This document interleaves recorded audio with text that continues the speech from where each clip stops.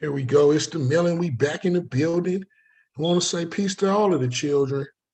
Hoping they grow up into making some millions, realizing it's just my opinion. So if you're tuning in, we know you're wrapped up in the feelings. One night in Vegas, uh, a film directed by Regina King and written by Kim Powers. It stars Leslie Odom as Samuel Cook. It stars Kinsley Ben Adder as Malcolm X, also known as El Haj Malik Shabazz. Stars Aldous Hodge as Jim Brown, and it stars Eli Gorey as Cassius Clay, later to be known as the great Muhammad Ali. Muhammad Ali. One Night in Vegas is what I come to find out is based on a true account of a night that they did hang out. Now, exactly what they talked about isn't necessarily known. So, the writer he coined it uh, a fiction powered by truth, right? So, I think before we even get into the film, man, I root for films like this. I root for people like this, people like Regina King, man. And I think it's very revolutionary, her getting out and directing her own films. We need to see more of our people creating. Who is going to be the next Spike Lee's and the next ones that's to make these great films, the next John Singletons. You got a trip. She's a student of John Singleton, baby. you know, even though she started out in 227, man, she got, as a child, black star, which we don't really see them progress a lot. She was given her chance as an adult by John Singleton. And from Boys in the Hood to Poetic Justice, baby. Poetic Justice. So I mean, in some ways, chronologically, she's carrying on the torch of her ancestor, John Singleton. And she's one of us, man. So I think black stories are important. I think story is important altogether, and I think people use these mediums to strengthen their psyche and to teach and to increase their imagination. So I think films like this are important for the black story and the black imagination, right? So that said, getting into the film, um, the main thing I think it was one of the main things it needed to do, and it did it, was make you feel like you were back in the times. And the film made me feel like that. It made me feel like I was there. And, she brought that to life. It was shot well, beautifully shot well. Uh, but, get into it. The material, I think, is very creative. And I think this can spawn a series of movies. The thing that stories of movies can do is, they give you the ability to do things you wish you could have done or you wish you could see. Like we can actually have a film with Muhammad Ali fighting Mike Tyson. Stuff like that. You know what I'm saying? And even though this did happen, you always wonder what conversations between certain historical people would be like, right?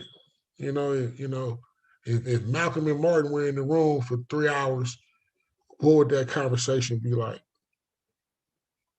And in film, if you get the characters right and the actors can get into the psychology of the character and in the spirit of the character, you can produce this for the masses. So I think, this was a great concept, to even do with more black icons down the line, not even just these four. Um, so it was a great opportunity to see what these men would talk about. And before we even get, well, not before I touch on that, I think looking at the characters they chose, and they actually did hang out but the characters they chose and the different walks of life that they affected, the different walks of life in Black America they affected, I think that's something all by itself.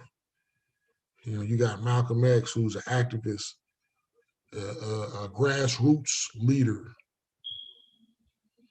right? You know, somebody that says, you know, black people need to invest in the Black community, especially the entertainer. You make that money invested in the community. That's a long going conversation that we have to this day.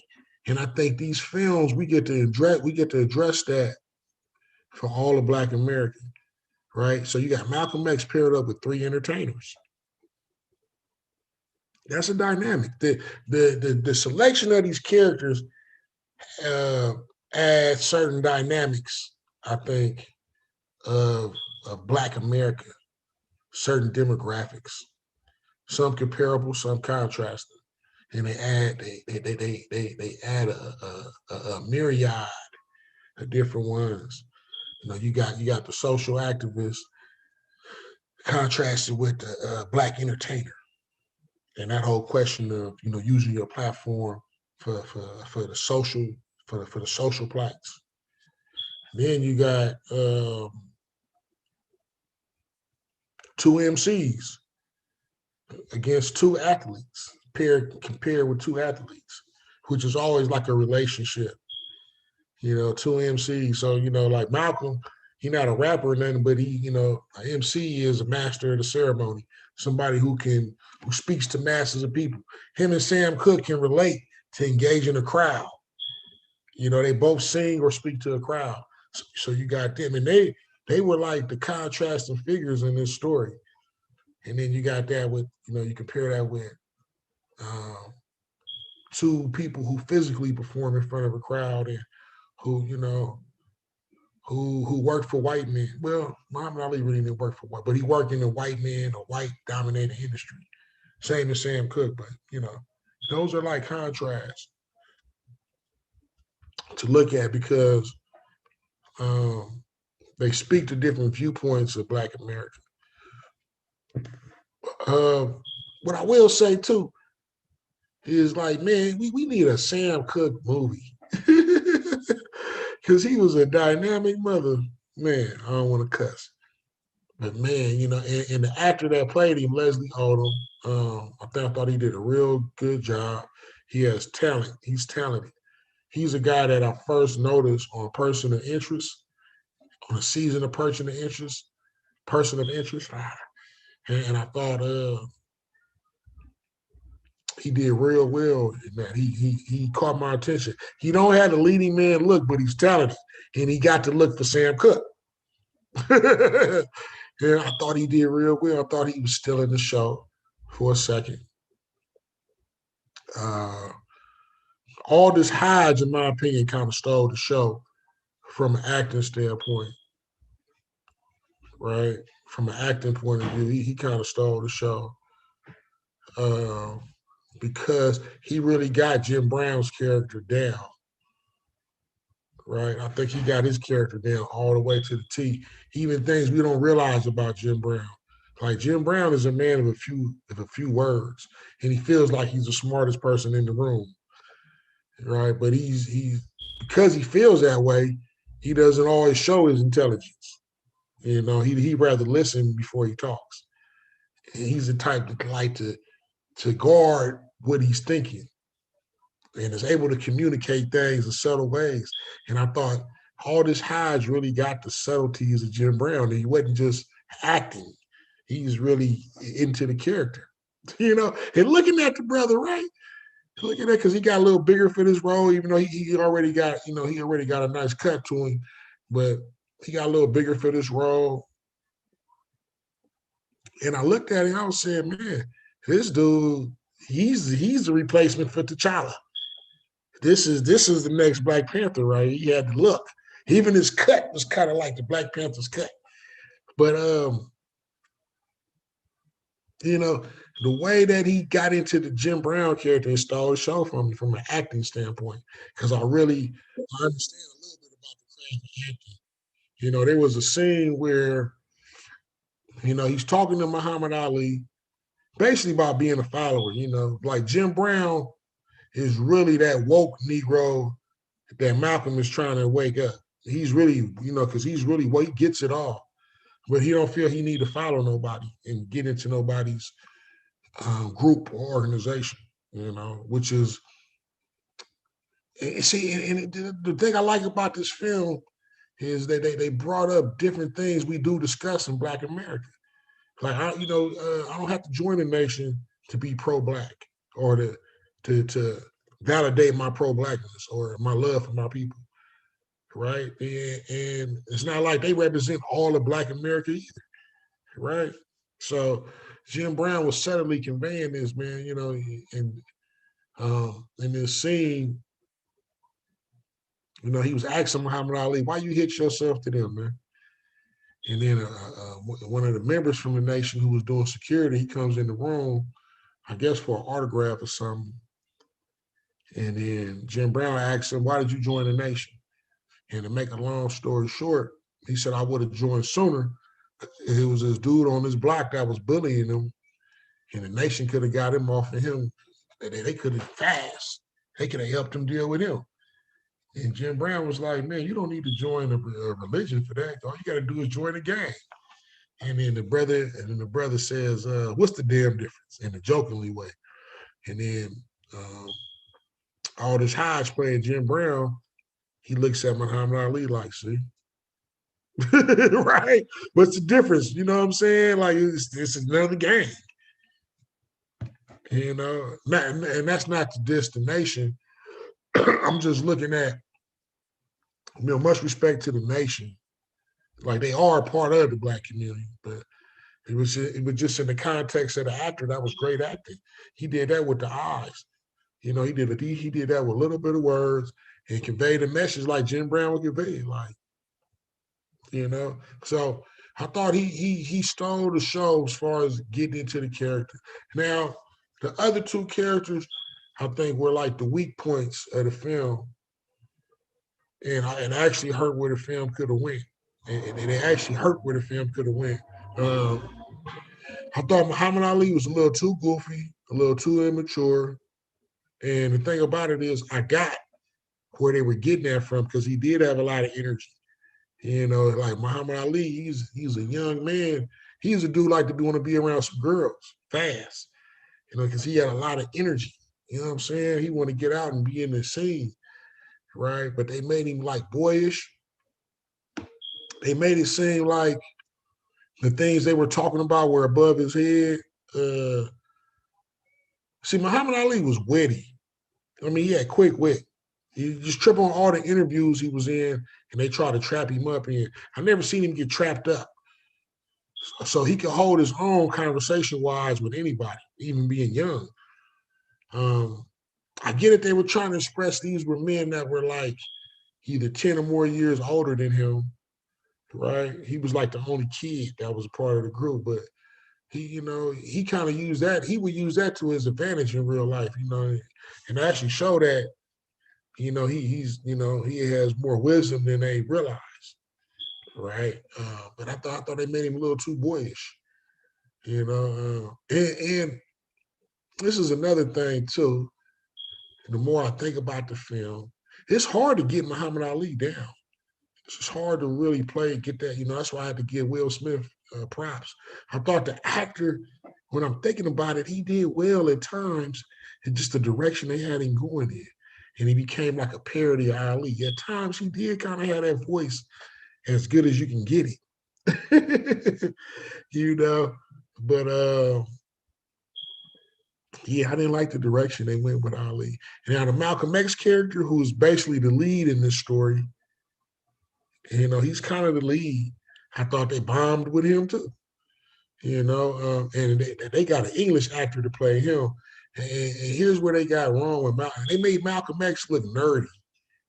And as intelligent, as intellectual as Malcolm X was, he wasn't a nerd. Malcolm X was cool. He wasn't socially awkward, right? And Malcolm X was cool, man. He brought the cool to the intellect, to the intellectual. He the one that made being an intellectual cool. I mean, look, Malcolm X made wearing glasses be cool. Them glasses he was wearing wouldn't look cool on nobody else. And Malcolm X was masculine. He was so masculine, you forget that he was very thin. He was skinny. You don't really think about that when you think about Malcolm, when he was skinny and frail. You don't think about that because he kind of, the way he projects himself, he looks like strength, even when he talked, you know. So, and he had a coolness, you could tell he's from the streets because he still had that flair or that charisma about himself. And in this film, he really didn't have, he's like a nerd, a socially awkward nerd, man. And I get there would be some social awkwardness between them because all of them probably got lifestyles where they want to go be in the club. And Malcolm is a minister. So they played that up. Another thing was they had Malcolm more of a rhetoric spewing zealot. And I don't think Malcolm spewed rhetoric. Uh, if he was going, see, it's like he got the brothers together. The brothers want to go out and celebrate in Miami, of all places. He got the brothers together, and it was like he almost didn't have no direction of what they was going to even talk about. He was lost in what they even talk about, and all he resorted to was spewing rhetoric, which turned things more volatile into arguments. I'm not getting into that. But Malcolm was more directed. If you look at Malcolm, he was more directed, and he was more of a strategist. And he was somebody that wasn't afraid to speak his mind, right? Like he would get, he was pretty deliberate. He would get right to it. This Malcolm, he spoke his mind, but it was almost out of him pushing him to speak his mind, and then he get mad, and you know, yeah, So I thought this was not the actor probably is talented. I've seen his talent, but this is not the guy to play Malcolm. He looked frail and nerdy, and that's what he projected, right? Um,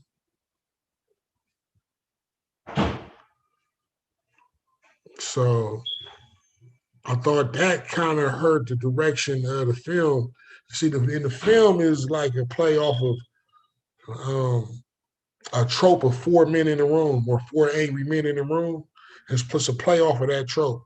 But I think, see, there was a lot going on at that time that didn't all, there's a lot of aspects, a lot of true accounts. It's a lot of true accounts of that really didn't stick in this story that they kind of brought up, but there was a lot of things that they could have added to the tension of the story, right? Because I think this film took place in 19. I mean, the setting was 1964. Yeah, it was. And a year from then, both Malcolm and Sam Cooke could be dead.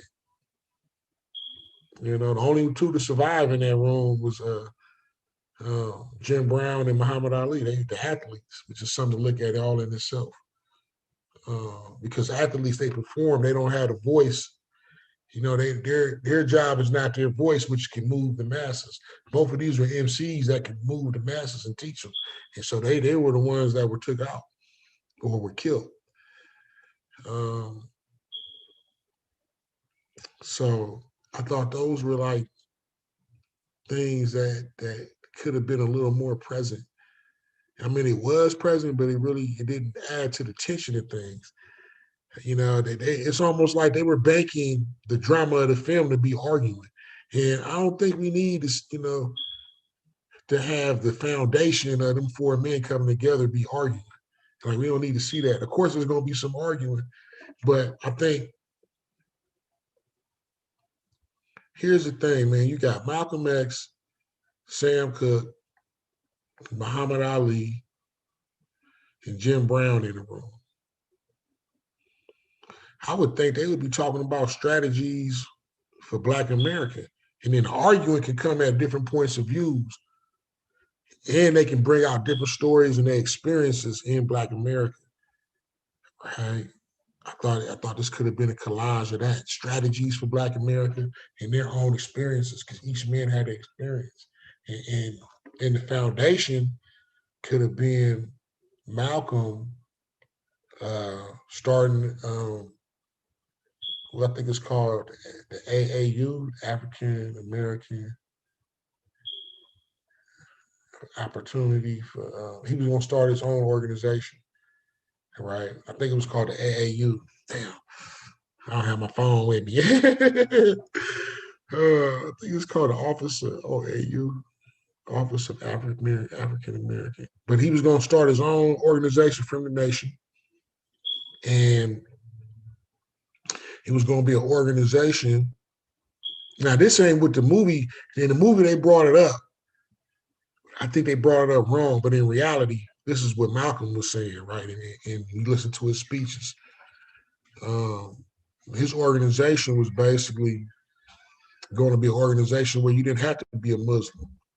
If you were just committed to the black community, then that was the main thing. If you were committed to change and the progress of the black community, that was the main requirement. So I think the meeting should have been predicated around that. He having this meeting with them and telling them, look, man, I'm starting my own organization. I'm leaving the nation. Right. And, it took them a minute to even get to that. And then, they had him and Muhammad Ali get into it. And I thought that should have been like the crux of the meeting. I mean, not the crux, but the beginning of the meeting. And look, man, I'm starting. And look, man, we need to come up with a plan for Black America. Right. And then talk about how Sam could influence it through his music aspect, how Jim Brown could influence it through, what he do. And he finna get in the movies. So he gonna even have more of an audience. And, I thought it should have been that. And then all of the men kind of strategizing and arguing from their different points of views. And I thought it was kind of a missed mark. They went right to the arguing. And we don't need to see black leaders. We see black leaders arguing already. We need to see like strategy and dialogue. And the film, the thing about it is there's nothing wrong with that because you really didn't intend for you don't need to depend on arguing for it to be entertaining because it's not the kind you didn't make an entertainment film. Like, if you got a film about four dudes in a room and it's not a comedy, you didn't make it to be entertaining. Like action, you made it for that discussion. The discussion is supposed to be the main thing. And I thought that, a lot of times with black people, they think us arguing about racism is a solution. And that's what the film predicated to. I mean, they got out some good things, especially Sam Cooke's knowledge of the music business. Jim Brown's mercurial strategy, his way of going about things. I thought they made Malcolm more rhetorical. I thought they could have talked about their dreams for future Black America. That would have been poetic. Their dreams of where they were going to be, because 2 years from now, two of them get killed. So, the theme could have been, how do we pick up their mission and what they're supposed to do? This could have been like a message to Black people today that's in entertainment and in the social activists. This could have been a message for them. But we could have learned from the perspectives of all four of these people and learn from their mistakes. They could have put all that together, but I think they kind of missed it, and it became kind of convoluted. And Sam Cooke and Malcolm X arguing a lot and stuff like that, and Jim Brown kind of playing, referee to an extent because he has that mind to do so. Yeah, so, but I think, man, we need to do more of these. What if Tupac and Biggie, like just, a historical figure, we need to do more of these type of films. And I also think with the black story is limited. We need to expand the black story because this story is about storytelling, fictional and real. So we should be able to take real characters and do something fictional with them, as long as we ain't disrespecting them. Look at what Quentin Tarantino did, and that was kind of special. That was kind of cute, man. It was sad. But look at what he did Once Upon a Time in Hollywood with the Sharon Tate story. He made it to where the people that killed her in real life went to the wrong house and they got killed and turned in. They went to the wrong house with some bad, with some bad mother shut your mouth who beat them up, right? And that was like a sweet, we know they really died in real life. And then hold on, I think somebody else, when I had that movie in, somebody went over there to go hang out with them, and they wind up living. And he just he put his own spin on history. Like, what if it happened this way? I thought that was so beautiful. Like, what if we do a story, like Latinos get it? What if we do a story about Pac and he survived? Or he decided not to go in Vegas? Pac and Biggie, both of them together, and one decide, stuff like that, man. We should be able to take real characters and do a twist on their story. I like to take a story, like I like to make a comic book character based on Malcolm X. He would be Malcolm X. To where Malcolm X, he do get shot up and he died, but either he's brought to life, either spiritually or some scientists take the body and put him back to life and changes how he look and everything, and he become this action hero and vigilante or something. And he's really not. I think that way fighting against corruption and you know what I'm saying, fighting against colonialism and stuff like that in different countries and around. Fighting against poverty pimps and crooks. They gotta be stuff like that. I saw Abraham Lincoln and the Vampire Slayer. That was pretty good. Abraham Lincoln, the Vampire Slayer. They do stuff like that. I think we need to expand the Black story. I think this was like a door to open to do that because there's so much rich texture within the Black story, man. There's a lot of rich context. There's a lot of rich context in our story. So, uh, yeah, it's the minute we out of the building. Peace. Check it out though. One time one night in Miami, it's still cool to watch. Sam Cooke need his own movie. Shot well. I thought the direction of the story could have been a little different. I didn't like the casting for Malcolm. I thought the Ali character could have went a little different. Who would have been perfect for Malcolm is the dude. He would have been perfect, man. The dude who played him in Godfather of Harlem. He would have been perfect for Malcolm X in this. Perfect. He got a masculine. He's skinny, but he got a masculine kind of a feel. And he don't seem socially awkward, and he's just as disciplined as you imagine Malcolm would have been. He'd have been great for this. Besides that, I give this movie a B. I give it 3 stars out of 5. This is and I'm proud of her. I think I would like to see her. I would like to see more of her work and more directors and Black directors creating. Another thing too is you probably wouldn't see an actor like Leslie Odom get to display his talent if it wasn't for Black directors or the brothers that played in this film. You wouldn't get to see them display their talent. I know a lot of people were saying, because I made a comment about Aldous Hodge on Facebook that he probably get lost in the shuffle. He's playing Hawkman, and that's cool. The brother ain't really had a leading role yet. He kind of did in City on the Hill. He kind of did in the Underground, but he's kind of sharing those where, he's sharing the lead. He ain't never really just had, he ain't had a Michael B. Jordan role. He ain't really had that. His own, and that's what I'm talking about. These brothers are talented to lead their own series. To lead their own movie or their own film or their own series and be without a shadow of a doubt lead. Like Amari Hardwick is Ghost. Right. So we need to see more of that, man. With that, it's the minute we out of the building. Peace.